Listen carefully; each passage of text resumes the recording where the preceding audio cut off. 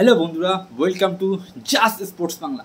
আশা করি তোমরা সবাই ভালো আছো, আমিও ভালো আছি। আজ মেনলি এই ভিডিও আলোচনা করব ডিফেন্ডিং চ্যাম্পিয়ন কলকাতা নাইট রাইডার্সের প্র্যাকটিস ক্যাম্প নিয়ে A to Z আপডেট করব। তারপরে আলোচনা করব যে কলকাতা নাইট রাইডার্সের কিন্তু 19 তারিখে কিন্তু তাদের যে আনবক্স ইভেন্টটা ছিল সেটা কিন্তু হয়ে গিয়েছে কলকাতায়।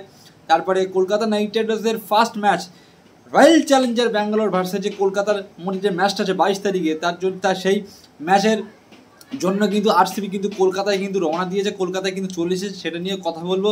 সেটা নিয়ে কিন্তু আমি একটা ভিডিও ছেড়েছিলাম যে তোমার কলকাতায় কিন্তু আরসিবি কিন্তু 19 তারিখে কিন্তু চলে এসেছে, ঠিক আছে? সেটা তো অবশ্যই নিয়ে আলোচনা করবো। তারপরে কলকাতা নাইট রাইডার্সের প্লেইং ইলেভেনটা প্রথম ম্যাচে A to Z কী রকম হতে পারে সেটা নিয়েও কথা বলবো, ঠিক আছে? তো ভিডিওটা কিন্তু প্রচুর কিন্তু ইন্টারেস্টিং হতে চলে। তারপরে কিন্তু কলকাতা নাইট রাইডার্স আজ কিন্তু প্র্যাকটিস কিন্তু 5টা বা 6টার পরে কিন্তু কলকাতা নাইট রাইডার্স কিন্তু আজ কিন্তু প্র্যাকটিস করবে, বা আরসিবি আজ কখন প্র্যাকটিস করবে সেটা নিয়েও কিন্তু A to Z কিন্তু তোমার আপডেট বা আলোচনা করবো। তারপরে কলকাতা নাইট রাইডার্সের ইডেন গার্ডেনের পিচ সম্পর্কে কি বলেছে, ঠিক আছে? সেটা নিয়ে কথা বলবো যে কলকাতা নাইট রাইডার্সের ইডেন গার্ডেনের পিচটা এবার কি স্পিনার ফ্রেন্ডলি পিচ হবে, না সেম 2024 যেরকম পিচ ছিল যেখানে 200-250 রান চেজ হয়ে যেত, যেখানে সেরকম পিচ হবে, সেটা নিয়ে কিন্তু কথা বলবো। তাই ভিডিওটা কিন্তু প্রচুর কিন্তু ইন্টারেস্টিং হতে চলেছে। সবাই শেষ পর্যন্ত দেখবে, কি স্কিপ করলে কিন্তু কিছুই বুঝতে পারবে না, ঠিক আছে? তো একটা রিকোয়েস্ট, ভিডিওটাকে স্কিপ করবে না, শেষ পর্যন্ত দেখবে। আর ভিডিওটা ভালো লাগলে অবশ্যই ভিডিওটা লাইক করবে, ভিডিওটা বেশি বেশি করে শেয়ার করবে। আর চ্যানেলে নতুন হলে প্লিজ চ্যানেলটা সাবস্ক্রাইব করবে, জাস্ট স্পোর্টস বাংলা। তো আর সময় নষ্ট না করে একটা টপিক নিয়ে কথা বলি। তো ফার্স্ট আমরা কথা বলবো যে 19 তারিখে কিন্তু কলকাতা নাইট রাইডার্সের আনবক্স ইভেন্টটা ছিল, যেখানে তোমার কলকাতা নাইট রাইডার্সে কিন্তু 19 তারিখে কিন্তু যে ব্ল্যাক অ্যান্ড গোল্ড জার্সিটা কিন্তু তোমার পড়েছিল বা রিভিল করেছিল, কিন্তু এটা কিন্তু কোনো ম্যাচে পড়বে না, ঠিক আছে? আচ্ছা, তারপরে কলকাতা নাইট রাইডার্সে কিন্তু সুনীল নারিন, ভেঙ্কটেশ আর প্রত্যেকটা প্লেয়ার কিন্তু কাল কিন্তু এই আনবক্স ইভেন্টে কিন্তু অ্যাটেন্ড ছিল, যেখানে কিন্তু ভেঙ্কটেশ আর আজিঙ্ক্য রিহানিকে নিয়ে কিন্তু অনেক কিছু জিজ্ঞাসা করেছিল যে তোমার আগামী প্রস্তুতি কেমন, 2025-এ তারা কীরকম মানে প্লেয়ারদের মধ্যে কীরকম কথাবার্তা চলছে বা কীরকম বন্ডিং আছে সম্পর্কে A to Z কিন্তু কলকাতাকে নিয়ে কিন্তু জার্নি নিয়ে কিন্তু জিজ্ঞাসা করেছিল, যেখানে ভেঙ্কটেশ আয়ারকে জিজ্ঞাসা করেছিল যে তুমি তো এই 5 বছর তো কলকাতায় আছো। তো ভেঙ্কটেশ আয়ার কিন্তু তার জবাবে কিন্তু বলে যে কলকাতা আমার কিন্তু এই কলকাতা নাইট রাইডার্স থেকে কিন্তু আমার ক্রিকেটের জার্নিটা স্টার্ট হয়েছিল, আমাকে কিন্তু আগে কেউই চিনতো না, সব কিছু কিন্তু এখান থেকে হয়েছে।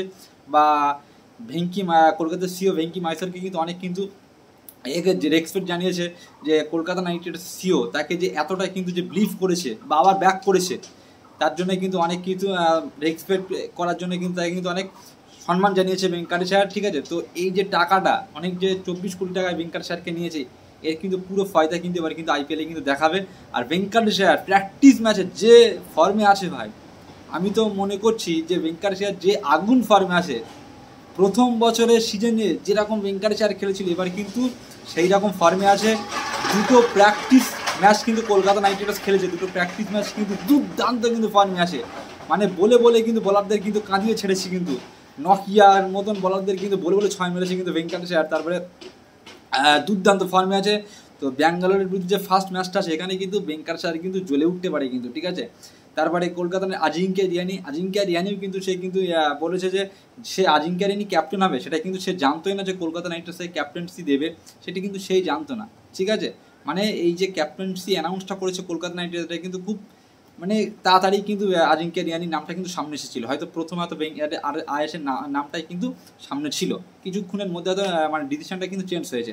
এবার যদি কথা বলি যে পরের টপিক যে কলকাতা নাইট রাইডার্সের প্র্যাকটিস ক্যাম্প কবে করতে পারে, তো আর তো 2 দিন সময় আছে। তো তার আগে কিন্তু আজ কিন্তু কলকাতা নাইট রাইডার্স কিন্তু সন্ধ্যে 6টার পরে কিন্তু প্র্যাকটিস কিন্তু করবে কিন্তু ইডেন গার্ডেনে, যেটা হয়তো তোমরা লাইভ কিন্তু কলকাতার যে অফিসিয়াল যে পেজটা আছে সেই পেজে হয়তো দেখতে পারে, ঠিক আছে? ইনস্টাগ্রামে দেখতে পারবে, তোমার কলকাতার ইউটিউবে অফিসিয়াল পেজে কিন্তু দেখতে পারবে, ঠিক আছে? আরসিবি কিন্তু কাল কিন্তু প্রথম ম্যাচের জন্য কিন্তু ইডেন গার্ডেনে চলে এসেছে, 19 তারিখে কিন্তু চলে এসেছে। সেটা নিয়ে কিন্তু আমি একটা ভিডিও তোমাদের শর্ট ভিডিও দিয়েছিলাম। তো আরসিবির প্রত্যেকটা প্লেয়ার কিন্তু এখন ইডেন গার্ডেনে কিন্তু প্র্যাকটিস করছে, ঠিক আছে? তো ফার্স্ট ম্যাচে কলকাতা নাইট রাইডার্সের প্লেইং ইলেভেনটা যদি কেমন হবে সেটা নিয়ে যদি একটু কথা বলি, তাহলে কিন্তু প্রথমে কিন্তু ওপেনার পজিশনে কিন্তু কুইন্টন ডিককের সাথে সুনীল নারিন, 3 নম্বরে কিন্তু আজিঙ্ক্য রিয়ানি। এই আজিঙ্ক্য রিয়ানিকে নিয়ে কিন্তু একটা আমি আপডেট দেবো, ঠিক আছে? কলকাতা নাইট রাইডার্সের কিন্তু ম্যানেজমেন্ট কিন্তু প্রচুর কিন্তু চিন্তা আছে আজিঙ্ক্য রিয়ানিকে নিয়ে, প্রচুর সমস্যা হতে পারে। 4 নম্বরে কিন্তু ভেঙ্কটেশ আয়ার, 5 নম্বরে কিন্তু রিঙ্কু সিং, আর 6 নম্বরে কিন্তু আন্ডে রাসেল, 7 নম্বরে রামানদীপ সিং, 8 নম্বরে হয়তো হার্ষিত রানা, 9 নম্বরে আঞ্জিক নকিয়া। প্রথম ম্যাচে কিন্তু আঞ্জিক নকিয়া 100% কিন্তু খেলবে, আঞ্জিক নকিয়াই খেলবে। আর 10 নম্বরে কিন্তু এখানে তোমার বৈভব অরোরা আসবে, আর 11 নম্বরে বরুণ চক্রবর্তী। আর ইম্প্যাক্ট প্লেয়ার হিসেবে কলকাতা যখন ফার্স্ট ব্যাট করবে তখন ইম্প্যাক্ট প্লেয়ার হিসেবে কিন্তু আঙ্ক্রিশ রঘুবংশীকে কিন্তু কলকাতা নাইট রাইডার্স 4 নম্বরে কিন্তু ক্লাবে, তখন কিন্তু হয়তো ভেঙ্কটেশ আয়ারের পরে হয়তো আঙ্ক্রিশ রঘুবংশী কিন্তু খেলবে, এরকম কিন্তু স্লট থাকবে। দেখো আজিঙ্কিয়া রিয়ানিকে নিয়ে যেটা প্রবলেম হতে পারে কলকাতা নাইট রাইডার্স, সেটা যে দুটো প্র্যাকটিস ম্যাচ খেলেছে, দুটো প্র্যাকটিস ম্যাচে কিন্তু মানে আজিঙ্কিয়া রিয়ানির ব্যাটে কিন্তু কোনো রান ছিল না। আমরা জানি যে স্পিনারের বিরুদ্ধে কিন্তু আজিঙ্কিয়া রিয়ানি কিন্তু স্ট্রাগল করছে বারবারই, সেটাই কিন্তু দেখা দুবারই কিন্তু আউট হয়েছে কিন্তু স্পিনারের বিরুদ্ধে। তো যেটা সৈয়দ মোস্তাক আলী ট্রফিতে যেরকম পারফর্মস করেছিল, সব মানে হাইয়েস্ট রান কেটা ছিল, সেখানে হয়তো মনে হচ্ছিল যে আজিঙ্কিয়া রিয়ানি তো আইপিএলে হয়তো এবার আগুন জ্বালাতে পারে। দেখো আইপিএলটা ভাই খুব বড় একটা স্টেজ, আইপিএলে পারফর্মস করা কিন্তু প্রচুর টাফ, কোথায় সৈয়দ মোস্তাক আর কোথায় কিন্তু আইপিএল। তো আমরা সবাই হোপ যে আজিঙ্কিয়া রিয়ানি আইপিএলে বেটার পারফর্মস করবে, কলকাতার জন্য 3-4টে ম্যাচ একা কিন্তু জিতবে, সেটা আমরা যাই। কিন্তু আজিঙ্কিয়া রিয়ানি কিন্তু প্র্যাকটিস ম্যাচে কিন্তু সে কিন্তু মানে তার ব্যাটে কিন্তু রান ছিল না, সে কিন্তু একটু আউট অফ ফর্মে চলছে। তবে হ্যাঁ দেখো হয়তো প্র্যাকটিস ম্যাচে খারাপ খেললেও কিন্তু ইডেন গার্ডেনে মানে ম্যাচে হয়তো সে ভালো কিছু করতে পারে, কারণ আজিঙ্কিয়া রিয়ানির মধ্যে কিন্তু দুর্দান্ত কিন্তু সেই ট্যালেন্ট আছে, যে ক্যাপ্টেন্সি, আমি তো মনে করি দুর্দান্ত কিন্তু ক্যাপ্টেন্সি মাইন্ডের কিন্তু প্লেয়ার কিন্তু আজিঙ্কিয়া রিয়ানি, ঠান্ডা কুল মস্তিষ্ক প্লেয়ার আছে আজিঙ্কিয়া রিয়ানি। কিন্তু রেড বলে সে কী করেছিল বিজিটিতে বর্ডার গাভাস্কারে, সেটা আমরা সবাই জানি, গাভা জিতিয়েছিল যে আজিঙ্কিয়া রিয়ানি। সবাই কিন্তু 36-37 রানে যখন অল উইকেট হয়ে গিয়েছিল, তখন কিন্তু সেই জায়গা থেকে কিন্তু ম্যাচটা কিন্তু মেলবর্নে সেঞ্চুরি করেছিল, এই জায়গা আমরা সবাই এখনও কিন্তু ভুলিনি। তো আজিঙ্কিয়া রিয়ানি দেখো রেড বলে তো টেস্টে দুর্দান্ত প্লেয়ার, কিন্তু সে কিন্তু তার টি-20তে কিন্তু সেরকম কিন্তু ভালো কিন্তু পারফর্মস নেই, বা টি-20তে সেরকম রেকর্ড নেই। কিন্তু এই 2023 বা 22-এ চেন্নাইয়ে যখন খেলেছিল তখন কিন্তু ধোনি তার কিন্তু স্ট্রাইক রেট বা ধোনি কিন্তু তার কিন্তু অন্যরকম কিন্তু দেখা গিয়েছিল। যখন চেন্নাই ছিল ওপেনারে ব্যাট করেছিল, 3 নম্বরে ব্যাট করেছিল, 19 বলে ভাই 50, সেটা কি আমরা কি এখনও কি ভুলেছি না? তো আজিঙ্কিয়া রিয়ানি এখন কিন্তু তার স্ট্রাইক রেটটাও কিন্তু চেঞ্জ করেছে, সে কিন্তু এখন অ্যাটাকিং খেলছে, ফ্রি মাইন্ডে খেলছে। তো এটা কিন্তু করতে হবে কিন্তু কলকাতা আইপিএলে, কলকাতায় কিন্তু কলকাতার হয়ে। এবার এরকম কিছু হতে পারে হয়তো তোমার কুইন্টন ডিককের সাথে যখন সুনীল নারিন ব্যাট করবে ওপেনারে, হয়তো দুটো ব্যাটসম্যান 4-5 ওভার হয়তো দুরান্তে কিন্তু শুরুটা করে দিল, হয়তো 60-70 রান 80 রান কিন্তু করলো পাওয়ার প্লেতে, একটা উইকেট যায়নি। সেই ক্ষেত্রে 3 নম্বরে কিন্তু কলকাতা নাইট রাইডার্স সেই ক্ষেত্রে কিন্তু আজিঙ্কিয়া রিয়ানিকে কিন্তু 3 নম্বরে না দিয়ে সেই 3 নম্বরে কিন্তু ভেঙ্কটেশ আয়ারকে খেলাবে, তারপরে 5 নম্বরে রিঙ্কু সিং, এইভাবেই কিন্তু হয়তো তখন আজিঙ্কিয়া রিয়ানিকে হয়তো মোটেও কিন্তু ব্যাট না পেতে পারে, লাস্টের দিকে আসতে পারে, এটা শ্রেয়াস আয়ার করেছিল নেক্সট সিজন। তো এইরকম কিন্তু করতে পারে যদি এরকম হয় যে ডিকক আর সুনীল নারিন যখন ওপেন করছে তখন হয়তো একটা উইকেট পড়ে গেল খুব তাড়াতাড়ি, হয়তো 2 ওভারের মধ্যে একটা উইকেট পড়ে গেল, সেই ক্ষেত্রে কিন্তু আজিঙ্কিয়া রিয়ানি কিন্তু সেই ম্যাচটা কিন্তু একটু ধরে রাখার জন্য অ্যাঙ্কার রোল খেলার জন্য কিন্তু আসবে। যদি 5-6 ওভার পর্যন্ত যদি সুনীল নারিন আর কুইন্টন ডিকক এই মধ্যে যদি একটা 70-80 রানের একটা পার্টনারশিপ তৈরি হয়ে যায়, সেই ক্ষেত্রে কিন্তু 3 নম্বরে কিন্তু আজিঙ্কিয়া রিয়ানি আসবে না, সেই ক্ষেত্রে কিন্তু ভেঙ্কটেশ আর আসবে।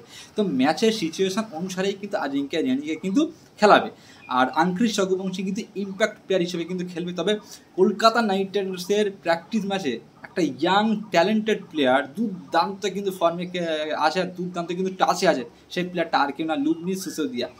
এই উইকেট কিপার প্লেয়ারটা ভাই মানে এত ইমপ্রেস করেছে কলকাতার যেসব ম্যানেজমেন্টের লোক আছে তাদের এত ইমপ্রেস করেছে এই লুবনি সিসোদিয়া ডাগ আউটে দুর্দান্ত দুটো মানে একটা প্র্যাকটিস ম্যাচে তো খেলেছিলেন, একটা প্র্যাকটিস ম্যাচ তো বৃষ্টির কারণে হয়নি, তো প্রথম প্র্যাকটিস ম্যাচে যেভাবে তার মানে ঝলক দেখা গিয়েছিল ভাই, বিশেষ করে ভাই বৈভব অরোরার বলে লাগাতার 6-4 মেরেছিল, দুর্দান্ত কিন্তু ট্যালেন্ট। আর উইকেট কিপার এত সুন্দর উইকেট কিপার করেছে রিঙ্কু সিংয়ের বা একটা ক্যাচ ধরেছিল মানে লাস্টে কিন্তু, তাও নোকিয়ার বলে মানে উপরে উড়িয়ে গিয়ে মানে প্রায় 4-5-7 কিন্তু উড়ে গিয়ে জাম দিয়ে কিন্তু ক্যাচটা নিয়েছিল।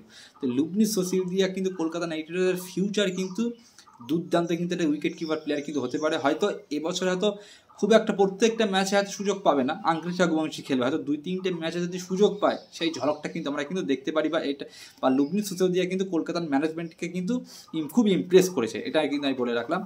এবার যদি আমরা কথা বলি যে কলকাতা নাইট রাইডার্স ভার্সেস আরসিবির মধ্যে, আরসিবির প্লেইং ইলেভেনটা দেখো, আরসিবি কিন্তু ফার্স্টে কিন্তু তাদের বিরাট কোহলির সাথে কিন্তু ফিট শট কিন্তু ওপেন করবে, 3 নম্বরে হয়তো দেবদত্ত পাটিকাল আসতে পারে, 4 নম্বরে হয়তো আজ তোমার তাদের ক্যাপ্টেন রাজত পাটিদার আসবে, আর 5 নম্বরে হয়তো মেবি লিয়াম লিভিংস্টোন আসতে পারে, 6 নম্বরে হয়তো কুনাল পান্ডে আসতে পারে, 7 নম্বরে হয়তো টিম ডেভিড আসতে পারে, এরকম কিন্তু। আর জর্জ হাজারুড কিন্তু প্রথম ম্যাচেই কিন্তু অ্যাভেলেবেল থাকবে। জর্জ হাজারুড কিন্তু আরসিবি ভার্সেস কলকাতার প্রথম ম্যাচেই কিন্তু প্লেইং 11-এ থাকবে, ঠিক আছে। তো এই কটা আপডেট ছিল, সেগুলো আমি শেয়ার করলাম। আর আজ কিন্তু Kolkata night Riders practice match কিন্তু 6টা থেকে কিন্তু দেখা যাবে, ঠিক আছে। আর কলকাতা নিয়ে আর যেসব কোনো আপডেট যদি আছে আমি সব কিছু এই জায়গায় কিন্তু জানিয়ে দেবো। ওই জন্য চ্যানেলটা সাবস্ক্রাইব করে রাখবে, ভিডিওটা লাইক করবে, আর ভিডিওটা বেশি বেশি করে শেয়ার করবে। তো ভিডিওটা এখানে শেষ করলাম, বাই।